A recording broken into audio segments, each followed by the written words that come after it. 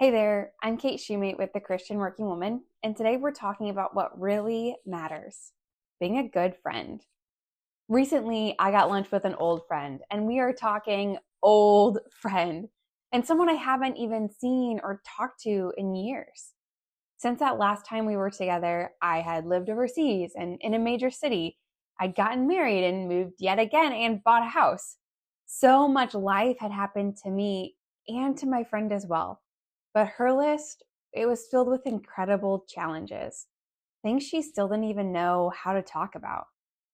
It felt like a risk reconnecting with this friend, but something, or maybe someone, the Holy Spirit, told me to send her a text, to set a date, to show up.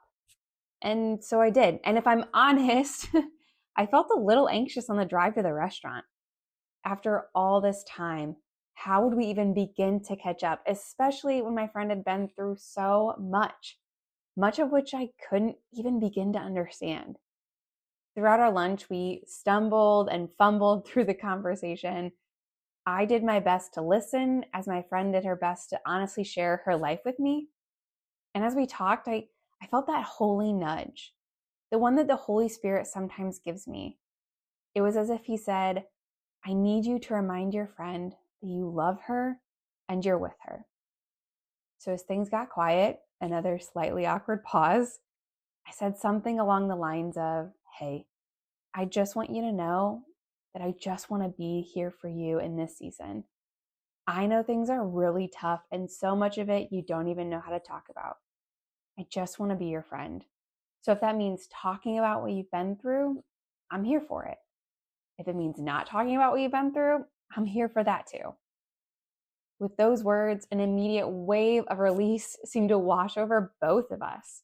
And it was as if we eased into another level of comfort and care. Since this conversation, I have not been able to stop thinking about what happened. With just a few sentences, it seemed like something sacred settled into the booth with us. I believe that in that moment and the ones that followed, we were practicing deep, godly friendship.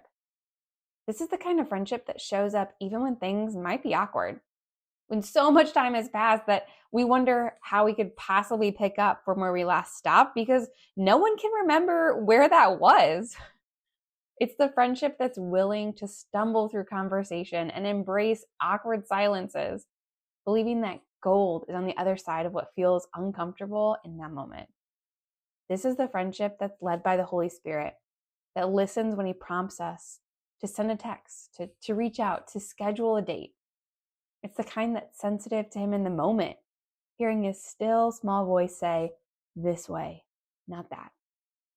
I don't know about you, but this is the kind of friendship I long for. I desire to be this friend and to receive her too. As Christ followers, showing up as this kind of friend, I believe, is showing up as Jesus would. After all, he is so faithful to meet us wherever we are. He's okay with our honest thoughts and emotions. He's gentle with us and he speaks the truth in love. Most of all, he's the most consistent friend we could ever hope to have, showering us with unconditional love and grace upon grace. In a world filled with broken, lonely, hurting people, I believe more and more of us are just dying for good friends. The ones who will sit with us in our pain and help us up and out when we're ready. So today, let's seek to be this kind of friend to those around us. Who knows? We just might be the best example of Jesus to them. And that's what really matters.